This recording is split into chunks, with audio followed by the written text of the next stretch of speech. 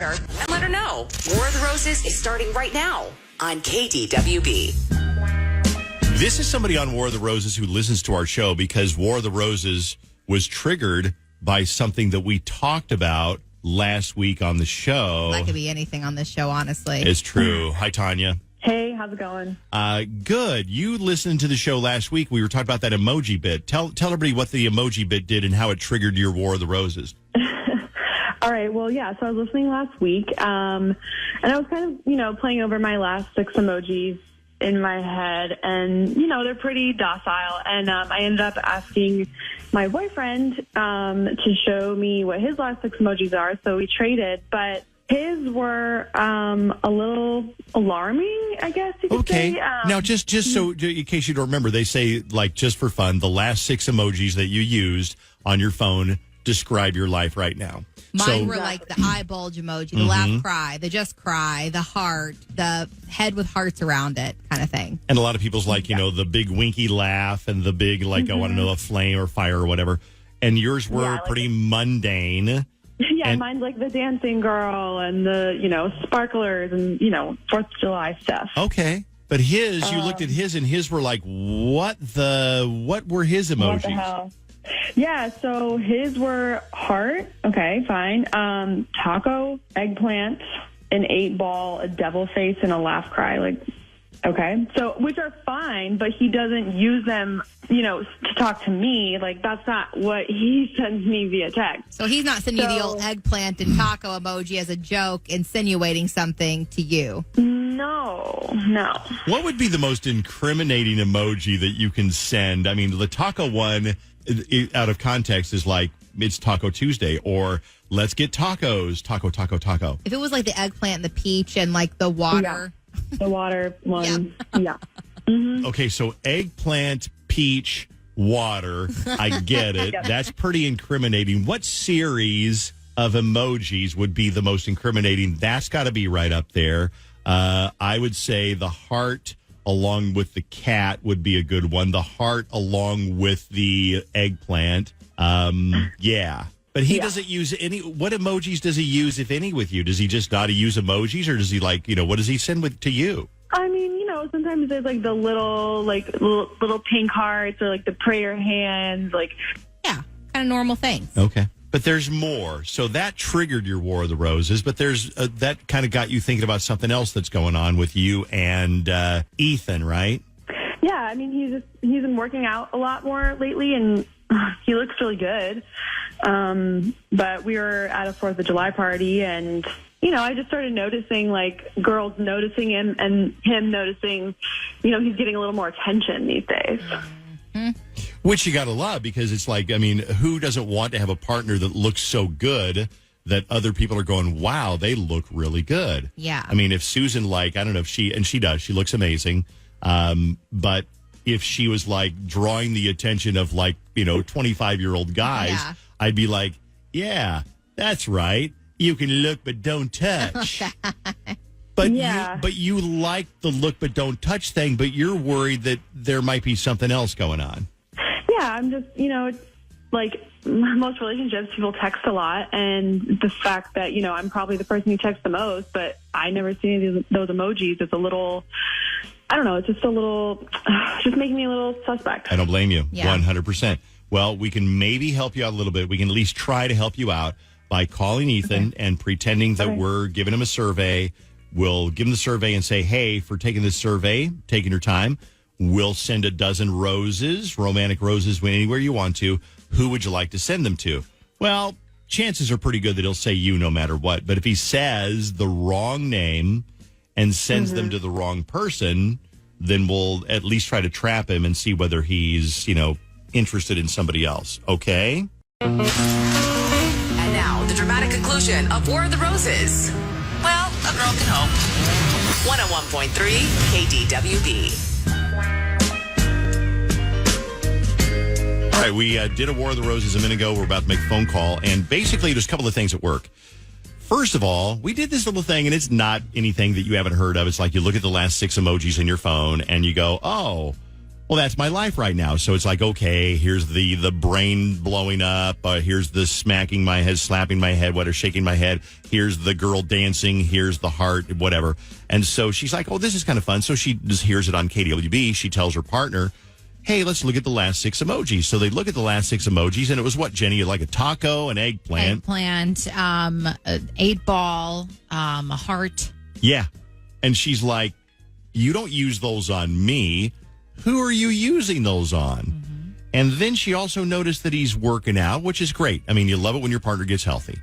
And, but why all of a sudden? And then, of course, the suspicion is he's working out because he's got some new side piece. Yeah. And she said she was at the pool or the cabin on the 4th, and he looked great in his swimsuit. And other women were checking him out. Mm-hmm. Now, see, I think that would be great if you're dating somebody who looks so good that other people are checking them out. I think that's great. I'd be like, yep, that belongs to me. So she didn't see it that way. She saw it as like, okay, this is a problem. Let's make the phone call to him and find out if we set a trap. Who do you want to send roses to? Who he'll send roses to, and we'll do that. Then talk to Jonathan Fogel from Fogel Family Law, who says there actually is an issue with emojis when it comes to relationships. So we'll talk about the legal part of that family law stuff coming up in a second. First, though, let's make the phone call on KDWB. Ethan, we have a dozen long-stem romantic roses. We're going to ship those out today. That means they'll probably get to the recipient by the end of this week at the latest. And it's just our way of saying we really appreciate your time. We appreciate you being a customer. Who would you like to send the roses to? We'll get their address in a second, but I need their first and last name. All right. You can send them to Tonya, Tanya. Okay. Perfect. Okay. Yeah. Well, that's good news. That is great news. That's all good news. Let me tell you why that's good news, Ethan. But I will say everything in your life is going to get sidetracked just like a little bit for a couple of minutes here, but it's good news. So, Ethan, you were being tested. This was a test. This is like a security camera watching you while you're shopping at Target, and you didn't shoplift anything. Good news. Whereas you could have gotten busted sending those roses to the wrong person. Well, who is the wrong person? I don't know, but the right person, obviously, Tonya, because guess who's listening in, watching this whole thing? Tonya is on the other phone. What? Yes. Hi. What is this? Yeah, I know. It is confusing. But basically, you were tested to see whether you would send the roses to Tonya or to somebody else. And Tonya, explain to Ethan why you even were suspicious that there may be somebody else that he's interested in. Okay. Oh, my God. Well, I know. I know this is kind of weird, but when we were playing the last 6 emoji game the other day, I just didn't recognize any of the emojis that are in your top 6. Like, those are not the ones you send to me. And I feel so weird saying this, but I don't know, like, you just started working out more and you're like getting all this new attention, and I just kind of got insecure. This is really weird. I mean, I think you know me. This is so weird. I don't know. I talk to people and, like, friends, and I joke around. I send emojis. Right. You know what I want to know? I'm curious now too, Ethan. Come on. Who are you sending a taco and an eggplant emoji to? Because that doesn't just magically... I don't remember. I don't know that, man. I don't know that. Also, like, this is so weird that, like, you couldn't just, like, ask me. Like, this is because here's the reason. Why couldn't you just, like, ask me? Honey? Can I answer? Hey, can I take that one? Why couldn't you just ask me? Tonya, can I take that one? Because guys will lie about it, and they'll say, like, oh, yeah, I can just ask you about it. But they're like, oh, yeah, I sent that to my brother as a joke. We always send taco emojis back and forth and eggplant emojis and splashy water. I don't even know what that means. Get out of here. Get out of town. Yeah, Everybody knows what an eggplant and taco means. Dude, I know what an eggplant emoji is. I don't know if people use the taco emoji for stuff. I don't know that. It's I just talk to friends and coworkers and, people that Tonya and I know. Like, this is also like, this is none of your business. Like, this Well, is none that's of your true. business That's at all, fair. actually. Yes. Tonya, it is Tanya's business. Tanya, what do you think? Do you believe it? Are you happy? I mean, he sent the roses to you. Yeah, I mean, I feel good about that. I mean, I know this is a weird thing to do, but also, like, you've been kind of acting different. And so I just want to know. And, like, I just want to know, like, who are you actually sending these to? Like, I mean, I can show you my phone later. Yeah, make sure Okay. delete. If Yeah, you really want. Yeah, delete all Yeah, those. no kidding. emo- It'll be I cleared believe him. out. You know what? I believe Yeah. him. He didn't send the roses to the wrong person. That's true. I will say it is a little bit suspicious that you don't know who you sent the peach emoji to and the heart emoji to, but Some of them were Tonya. I mean, it's not like I don't like never send her anything. Like, but those are I like don't the know. most This is so common weird, emojis that you use, and like those are not the ones I get. I want everybody right Yeah. now to send it to their respective partner the appropriate emojis. Like I would send to Susan the eggplant, the I was gonna water, say, and the yeah. peach. What are you going to send to Jake? A middle finger to Jake. A middle It's a finger. middle finger, yeah. All right, guys. Hey, thanks for being on. I'm not sure how much we solved, but at least we got, at least he didn't send roses to somebody else. Yeah. Yeah, that's good. Somebody pointed out what I was also thinking, too. They texted in, they said, what about that 8-ball? What about the 8-ball? Okay, now 8-ball, the pool ball, but also what does that even mean? You send the 8-ball, that's also a veiled drug reference. I was going to say that's what I thought when I heard that. I can't imagine that she would not be aware that he's like doing like 8 balls of coke. Yeah. So I don't know. The couple of people have feedback. They say he just guessed right. He didn't. He's definitely lying. He's definitely cheating. He's full of crap. He is getting super defensive. That's a red flag. And he didn't say I would never cheat on you. So still sus. Let's talk to a lawyer and find out what's going on. Good morning, Jonathan. Good morning. How are you guys? Good. Whose side would you take in court? Would you take her side or his side to the courtroom and look for the win? Look, if someone asked me who I would represent in this case, I think I would prefer to represent her. I think she's got more of the facts and sympathy on her side on this one. Do you ever see people that are like, it's like, oh, I'm seeing somebody on the side, so I'm going to join Livia and I'm going to go down to Lifetime and I'm going to put on some muscles and I'm going to tone up. Do you ever does that actually happen? Well, I mean, I tried that in college. It didn't work. That's why I'm doing what I'm doing now. What about revenge bodies? Is revenge bodies really a thing? I know we're getting off topic, but we've got time. You got time, Jonathan? I got so much time. Revenge bodies. I've never heard that before. Well, that's where when you break up with somebody or they dump you, then you start working out and you're Get going all down to hot. Snap Fitness and you're looking all hot and you lose 38 pounds. Then you post pictures of yourself half naked on social media, so the person who dumped you will be like, God, she looks great now. Yeah, and you're like, well, look at you could have had this. You could have had this, but you didn't want it anymore. Here's the problem, though. You didn't try to get a revenge body when we were together. You were a couch potato when we were together. Now, all of a sudden, we're apart. Now you get ambitious? Mm-hmm. Yeah, I think that would just make someone angry, not want them back. I think.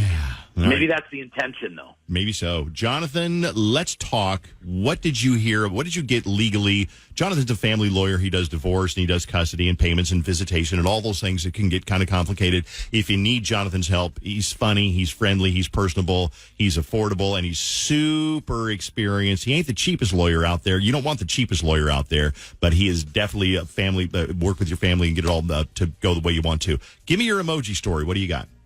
So I had an emoji story, not one that involved eggplants and tacos, but this one was I was working with a client who was trying to get an order of protection against her ex-boyfriend, and part of the evidence that we brought to court were these series of text messages that included emojis messages that he sent to her that had things like guns, skull and crossbones, punching fist, ambulance, things like that, and the judge found those to be extremely threatening and granted the order of protection partly based on those emojis that he sent. Totally makes sense. So here's this idiot who thinks he's maybe being like clever or whatever by texting the punching fist or the ambulance, and the judge is like, nope. So he gave him the order of protection, gave her the order of protection. Yeah, and there are cases, I was actually looking while I was doing this case, but there's cases around the country where people have been charged criminally for those kind of things, right? Because you could be